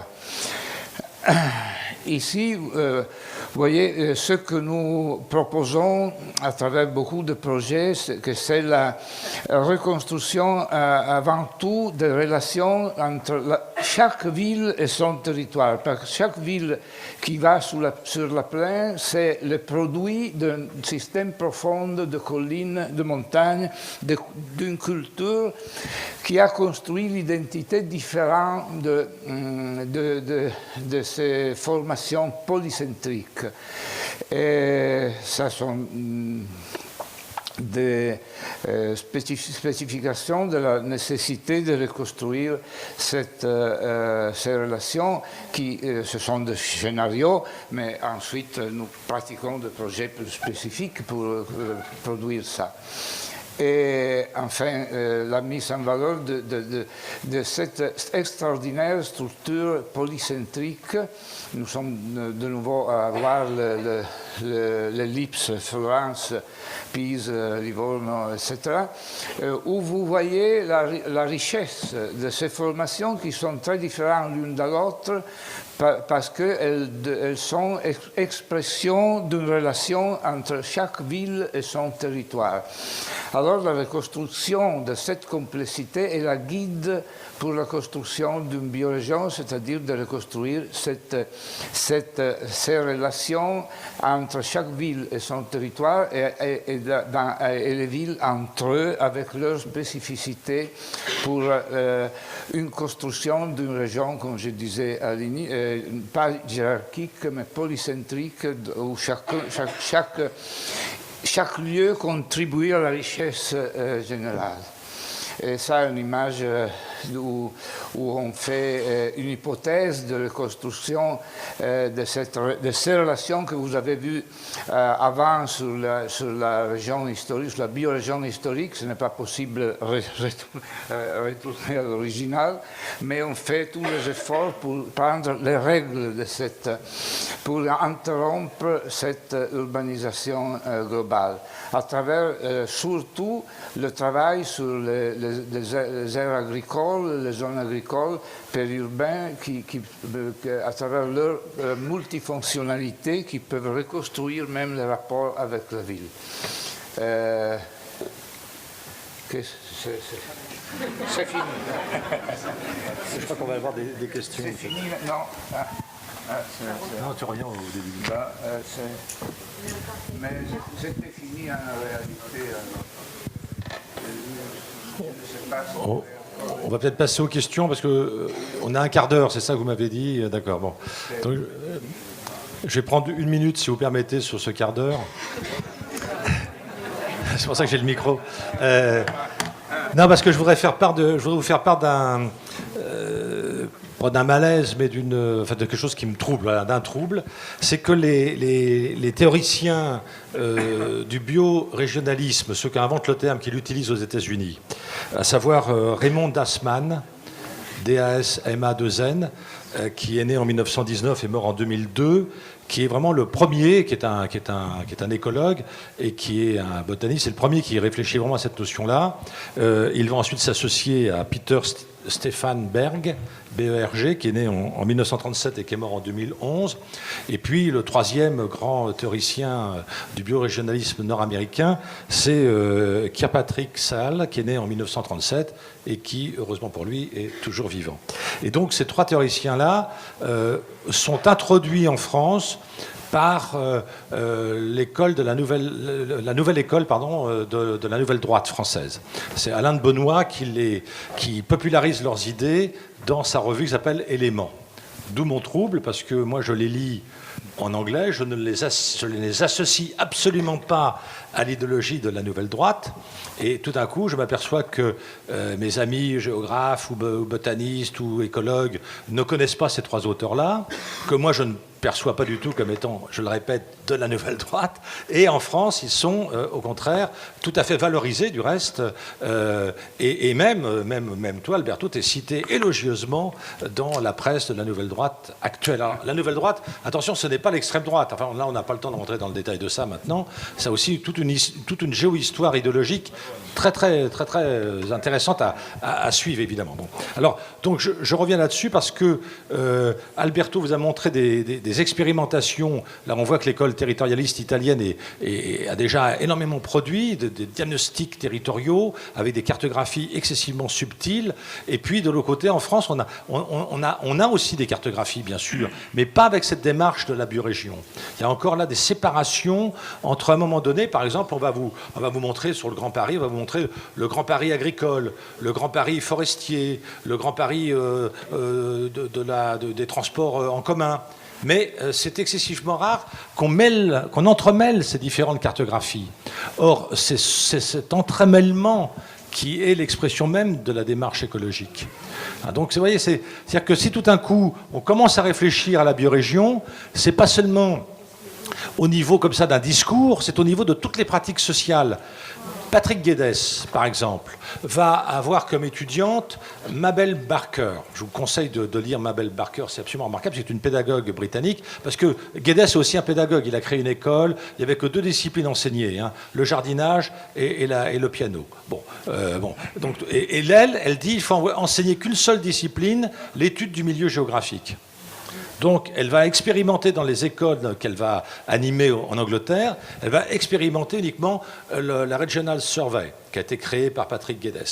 Et les élèves, au bout de 3-4 ans, savent lire, compter, connaissent aussi leur géographie, connaissent aussi leur histoire, mais d'une toute autre manière, parce qu'ils partent de la région, de l'étude régionale.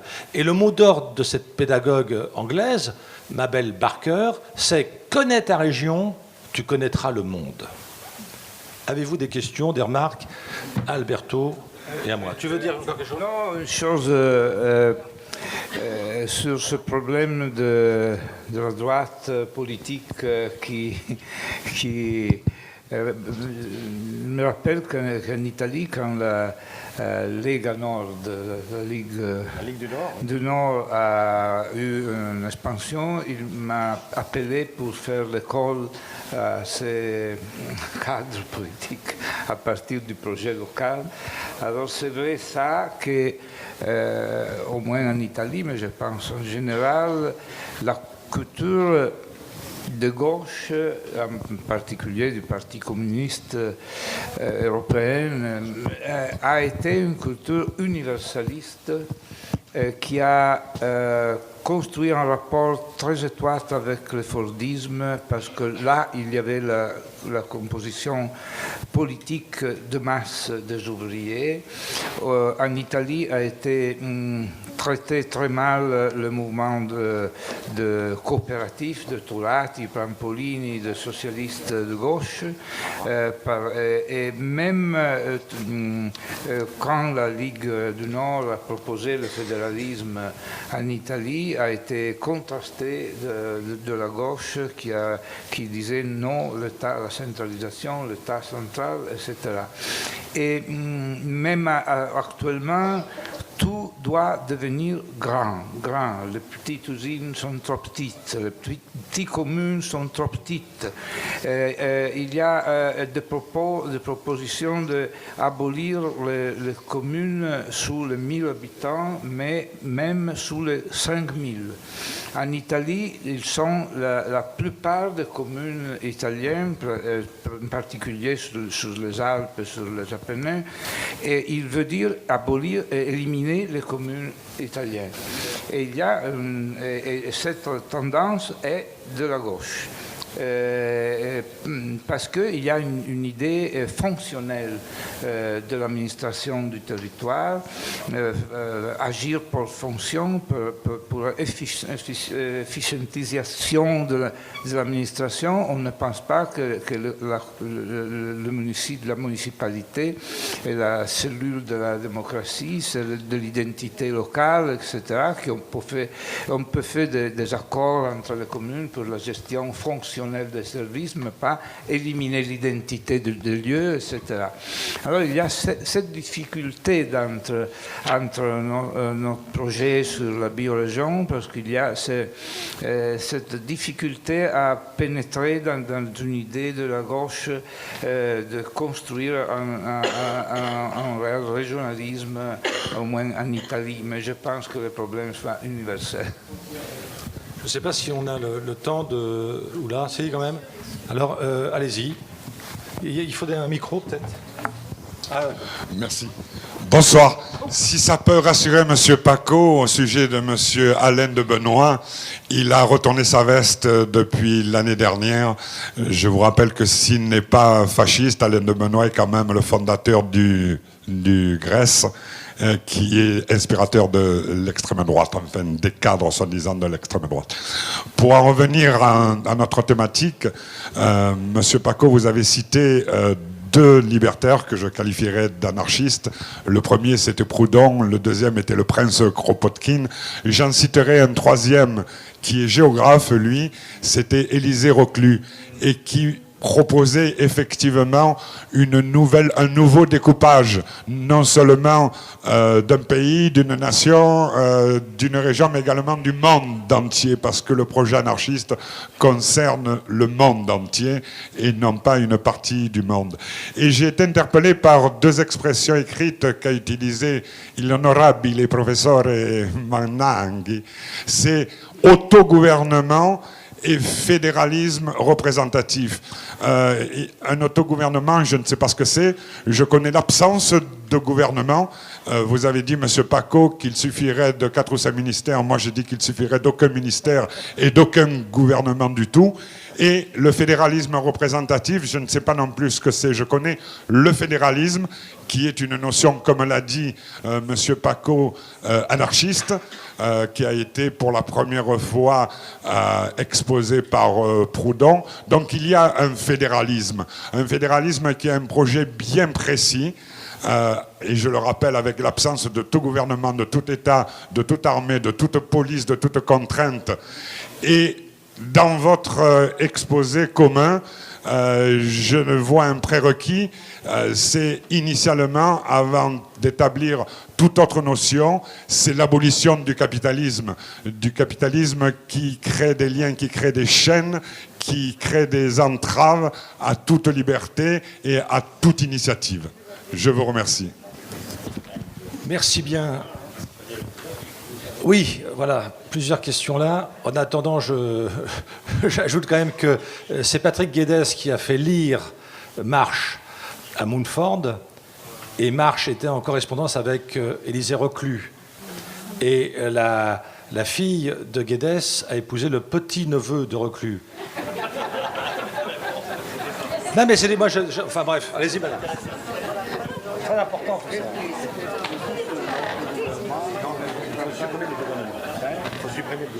Allez-y, allez-y. Bonjour.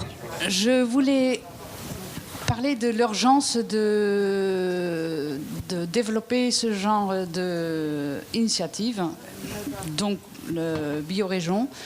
Comment on peut faire pour que les gens devenus clients, consommateurs, deviennent conscients de leur état? Comment on peut les joindre pour changer cela? Ce qui me semble quand même être à la base de pouvoir faire ces biorégions. Et comment on peut accélérer le processus pour arriver à un meilleur fonctionnement? Un meilleur résultat. Je n'ai pas compris sur l'autogouvernement. Non, mais c'est autre chose, on répond pas. Un autre débat. C'est pas plus là. Oui, non, mais on en parlera après.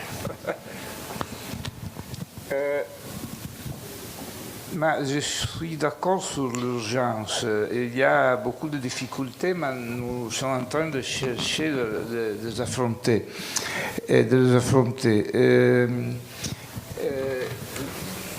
Il y a en Italie beaucoup d'expériences qui viennent de lutte sur un mouvement, sur un problème particulier, une infrastructure, une pollution, un problème urbain, etc. Il y a une diffusion en Toscane. Il y a, par exemple, 150 comités pour la défense du territoire qui traitent beaucoup de problèmes, etc.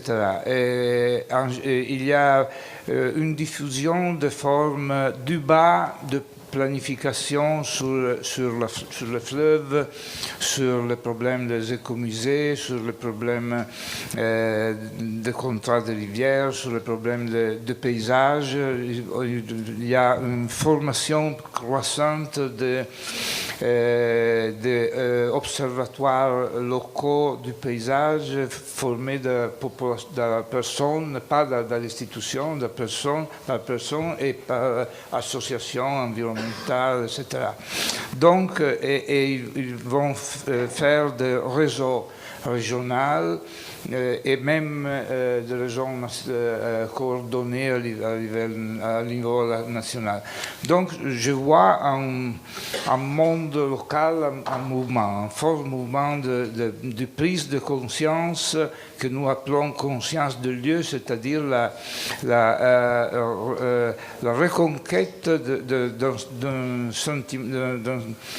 sens d'appartenance, de communauté à travers la lutte qui se construit pas comme forme ancienne de résistance, mais même avec les étrangers, une composition très complexe de population dans les villes, etc. Il y a beaucoup d'expériences d'autogestion de biens communs, d'occupation dans les villes d'édifices abandonnés, de campagnes abandonnées où il y a de formations d'occupation pour la construction, autoconstruction de formes de production pour la ville, de petits réseaux entre villes et campagnes, etc. Alors il y a un niveau différent de petits pays, de villes, de grandes villes, de métropoles, une croissance de ce que nous appelons conscience de lieu qui donne lieu même à des expérimentations d'autogouvernement de son propre territoire, de la production énergétique, de l'autoconstruction, surtout sur la nourriture, de réseaux courts de production, de consommation, etc. Je fais quelques exemples, mais alors l'espoir, c'est que des formes de mettre en réseau tous ces mouvements qui sont différents, qui se forment sur problèmes particuliers, l'eau, la pollution, l'alimentation, la récupération de fleuves, etc. Mais il part d'un problème spécifique, mais il arrive à un problème général qui est la réappropriation du patrimoine de propre territoire, avec un processus long de participation, etc. Alors ça, je pense qu'il soit le problème d'organisation aujourd'hui, qui n'est pas l'abolition du capitalisme, mais c'est une voie qui, comme stratégie, c'est l'allontanamento,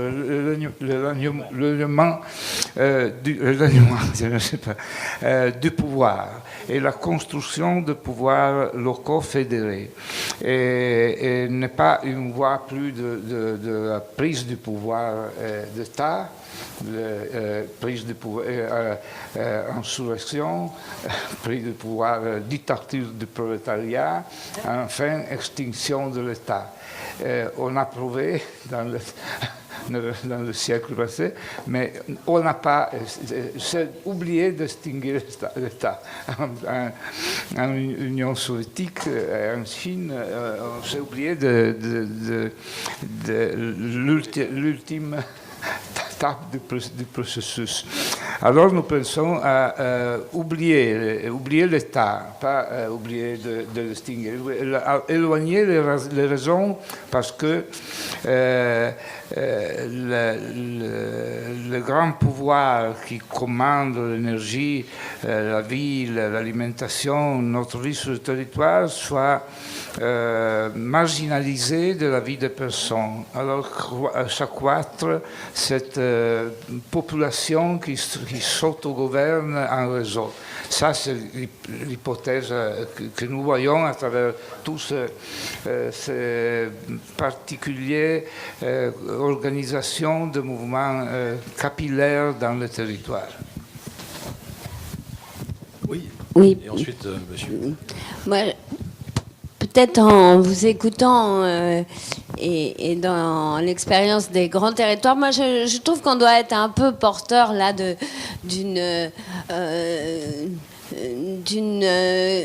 un sentiment très positif, parce que travailler à la grande échelle de ces territoires biorégions, ça oblige à travailler sur toutes les échelles des connexions. Vous mettez l'espace ouvert au centre. On arrête avec cet urbanocentrisme-là et on regarde comment cet espace qui était l'espace de report de l'urbanisation devient finalement l'espace qui va structurer ce développement territorial. On va aussi jouer sur toutes les connexions. Quand on travaille aux grandes échelles, on est obligé de travailler, de connecter mobilité, avec la question de l'eau, avec la question des paysages, avec la question de l'urbanisme. C'est vraiment l'échelle de ces connexions. On est aussi obligé de travailler dans une réflexion où l'institutionnel se connecte avec les acteurs privés, se connecte avec le citoyen dans les usages de ce paysage, etc. Donc peut-être que finalement, cette ville-territoire, cette ville globale, elle va nous permettre d'être beaucoup plus pertinents sur des réflexions ou des conceptions de ces territoires dans toutes leurs connexions, y compris entre le grand et le petit projet, entre la grande échelle et la petite échelle de proximité. Et ça, c'est peut-être un espoir quand même.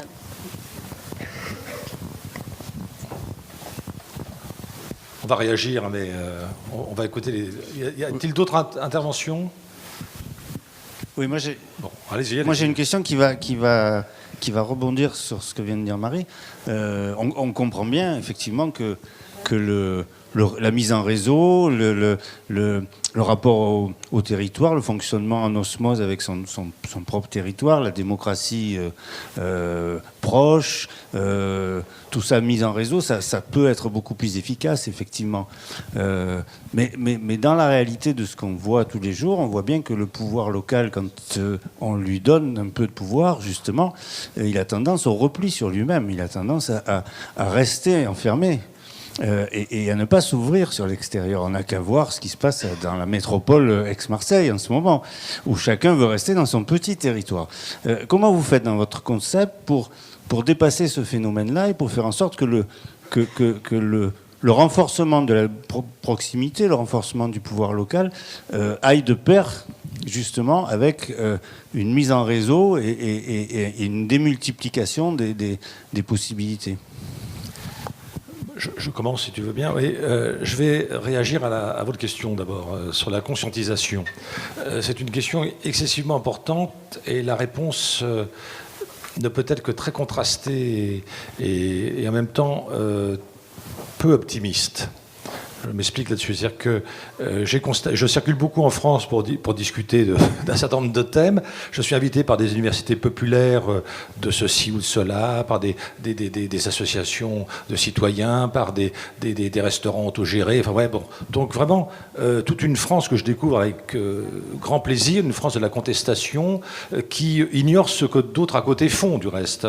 Parce que ça ne les intéresse pas de se fédérer. Ce n'est pas des mouvements contestataires, comme tu disais très bien, contre le pouvoir en place, c'est des mouvements contestataires qui ne s'intéressent pas au pouvoir en place. Et ils s'inspirent des mouvements sud-américains qui, comme vous le savez, se présentent aux élections en disant si on a la majorité, on n'acceptera pas le poste, on ne veut pas être élu, on veut simplement lancer des débats et qu'on réfléchisse sur des thématiques comme ça. Donc j'ai l'impression aujourd'hui, à ma petite échelle de ce que j'observe, c'est qu'il y a une espèce d'autre société, je ne dis pas une contre-société, une autre société qui est volontairement étanche, imperméable à la société du monde politique actuel.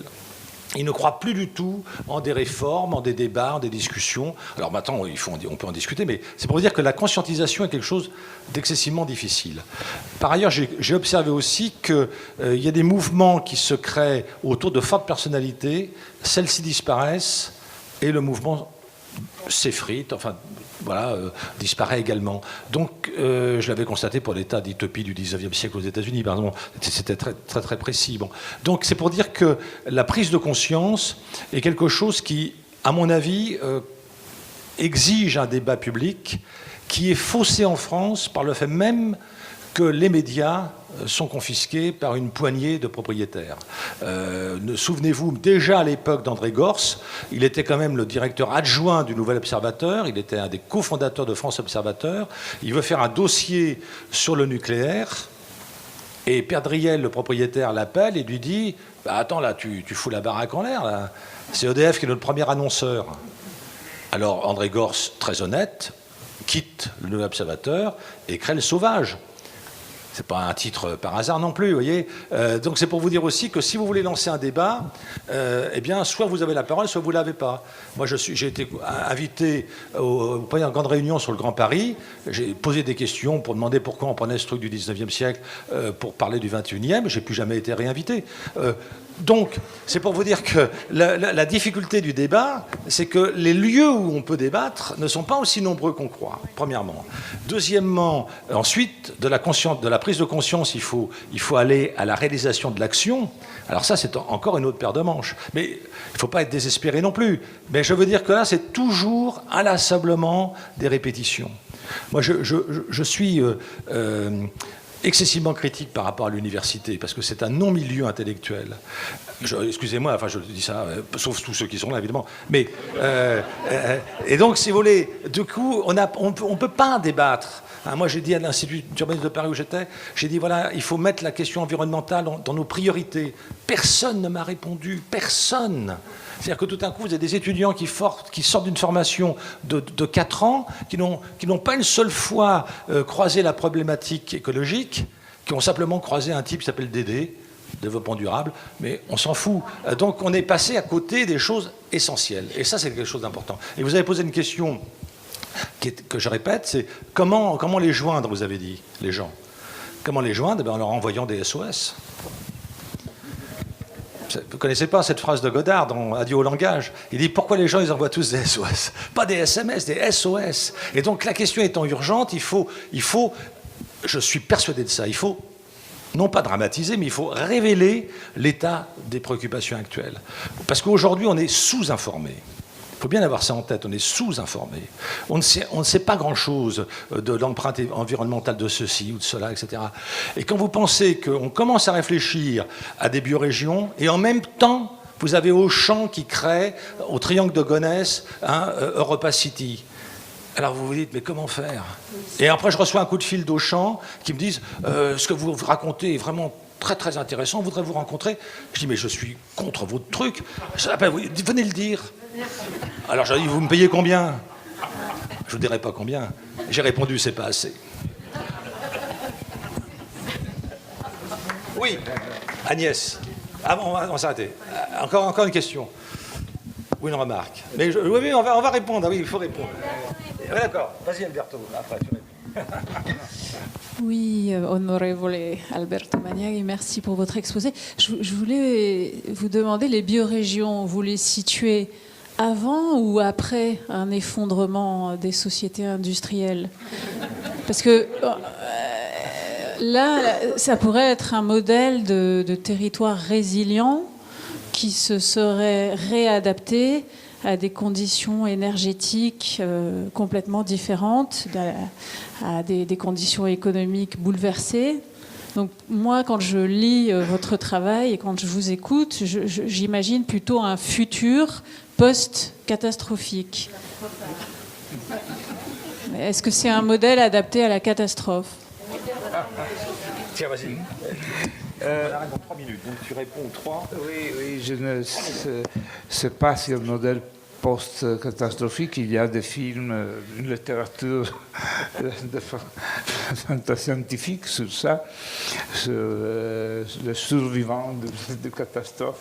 Non, j'espère que non. J'espère que nous sommes en train de produire cette expérimentation pour éviter la catastrophe.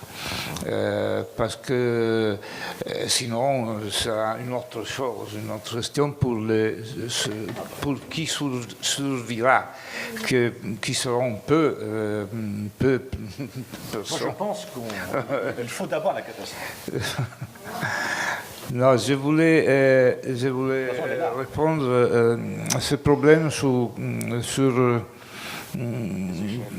comme connecter ce mouvement. Alors je pense que toutes ces situations moléculaires de croissance de conscience de lieu soient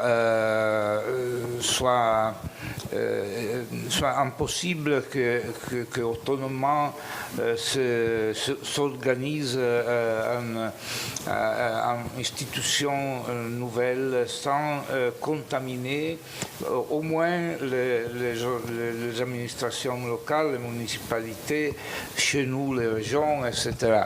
Alors pour ça, nous travaillons beaucoup. Nous avons par exemple en Toscane une loi que nous avons proposée qui est active sur la participation qui finance les municipalités qui font processus participatifs, qui organisent ce processus. Alors c'est très important trouver des situations dans lesquelles toutes ces mobilisations trouvent dans l'administration locale une institutionnalisation partielle, mais une continuité des problèmes. Parce que je suis d'accord qu'il y a une désinformation, mais même une inexistence d'information sur le territoire, parce qu'un habitant qui a été transformé en un client d'un supermarché ou d'une multinationale, un consommateur, ne sait plus rien. Ils vivent dans quelques autoroutes, ils vivent dans le numérique. Le territoire est plus rien, un appui. Alors, seulement à travers de complexes processus de participation, de déconstruction de l'imaginaire métropolitain et de reconstruction des expériences même. Mais je vois que ça arrive toujours à travers une lutte contre une infrastructure, par exemple en Italie, en Val di Susa, contre l'autre vitesse, il y avait une communauté de la vallée dispersée qui allait travailler à Turin, qui migrait, qui n'avait pas plus un rapport avec son propre territoire. Et à travers la lutte à reconstruire des situations de communautés locales, de reconstruction, de découverte de propre patrimoine, de produits locaux, de l'artisanat, de possibilités de reconstruire une vie différente dans la vallée. Et ça, c'est un changement très important pour la construction de modèles de développement qui se fondent proprement sur la valorisation du patrimoine du territoire. Alors ce processus, je vois qui se reproduit dans tous les territoires, ou à partir de luttes spécifiques contre quelque chose, ou à partir de processus participatifs promovis d'associations ou de municipalités, etc. Mais seulement s'ils sont processus authentiques, c'est-à-dire qui ont l'objectif de construire une communauté locale qui poursuit un objectif spécifique, mais qui se construit comme communauté, qui crée des formes d'autogouvernement permanente au-delà de la contingence de single question. Je vais juste donner très rapidement mon point de vue là-dessus. Je pense que la catastrophe, elle est là. Donc on peut difficilement l'éviter. Elle existe déjà là. Nous avons un monde qui détruit des villes, nous avons un monde qui détruit des territoires, nous avons un monde qui détruit des individus. Et moi, je réfléchis beaucoup en ce moment à l'utopie, parce que je suis en train d'écrire des lettres à Thomas More pour les 500 ans de la publication de l'Utopie en 1516. Donc c'est un livre qui sortira, si j'arrive à le finir, en septembre prochain. Et donc du coup, je me suis interrogé sur qu'est-ce qui faisait qu'il y avait de l'utopie à un moment donné. Il y avait de l'utopie parce qu'il y avait de l'ailleurs. Et donc aujourd'hui, il n'y a plus d'ailleurs. Le monde est entièrement cartographié, nommé, etc. Les touristes ne vont jamais ailleurs. Ils vont chez l'autre sans la présence de l'autre, mais en présence des leurs, parce qu'ils sont toujours sur leur téléphone portable ou leur tablette, et ils sont toujours en communication avec ceux de chez eux, donc ils ne sont pas ailleurs, ils sont toujours ici, où qu'ils aillent, et donc nous n'avons pas d'ailleurs. Et c'est parce que nous n'avons pas d'ailleurs que nous n'avons pas une pensée assez suffisante sur l'expérimentation, sur l'alternative, sur la création d'autres mondes. Et peut-être que les migrants, qu'on appelle migrants aujourd'hui, vous avez vu, on ne dit plus travailleurs immigrants, on ne dit plus réfugiés, on dit migrants, peut-être que les migrants, c'est de l'ailleurs qui est enfin ici. Et peut-être que c'est une opportunité extraordinaire pour nous. Mais c'est évidemment difficile, parce qu'on a tellement été habitué à penser le ici qu'on n'a pas pensé le là dans cette capacité à mêler cela à l'ailleurs. Et donc, on n'a pas cette marge de manœuvre qui nous permet toujours d'être à la fois en soi-même et à la fois à son extérieur. C'est pour ça que je travaille beaucoup sur les enfants et les pédagogies dites nouvelles. Parce qu'un enfant, c'est fondamentalement un chercheur d'or, H-O-R-S. Il cherche toujours à aller hors de lui, hors de son quartier, hors de son école, hors de sa famille. Et donc, à un moment donné, il ne peut plus y aller. Il n'a plus que le virtuel. Il n'a plus que l'écran. Alors là, on est dans une situation totalement catastrophique. Parce que, comme je reprends le titre d'un livre passionnant, on est à ce moment-là seul ensemble. Et donc, la question fondamentale de la biorégion, et même indépendamment de la biorégion, c'est comment l'être humain peut-il concilier en permanence le avec et le parmi.